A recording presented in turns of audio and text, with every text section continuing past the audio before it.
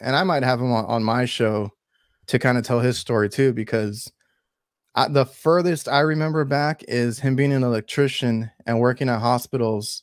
But I think he had some odd end jobs before that. So like later, like in high school, middle school, maybe is when I saw him in that field working overnight shifts. You know, I remember all that, but I only remember like because he always made time for us, and that's something that I also preach. Right? Is like you need like you're gonna dedicate your life to work, right? A portion of it, don't not the whole thing.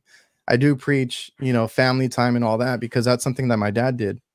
I remember him working late, you know, sleeping all day, doing a night shift and all that. But yeah, that was like later on in life, like middle school, high school, is when I saw him in the field in the trades, and he went from electrician to food service industry, and he just like jumped on the opportunity, and he taught all that to himself too. He had to learn. I remember him flying out to all these because back then there's no online training, it's all in person, right? He has to go fly. I remember he flew to Cleveland and all these other cities around the nation to get proper training to Wow. become, yeah, to become a food service and tech essentially, right?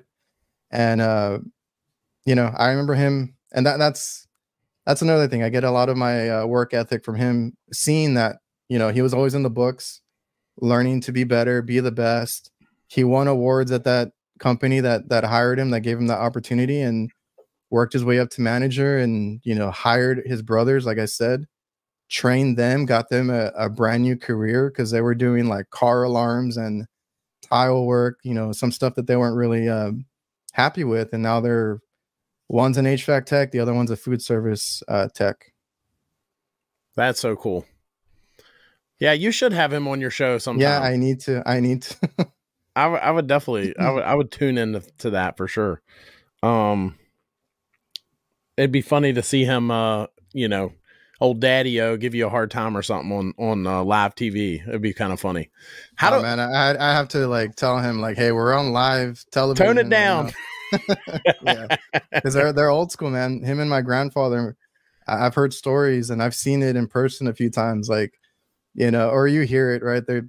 They just it's not for live television. So I might have to tell him to tone it down. That would be funny. You'd have to have the you know, the button that beeps them out every, you know, beep, beep, beep. Yeah. Yeah, it'd be fun though.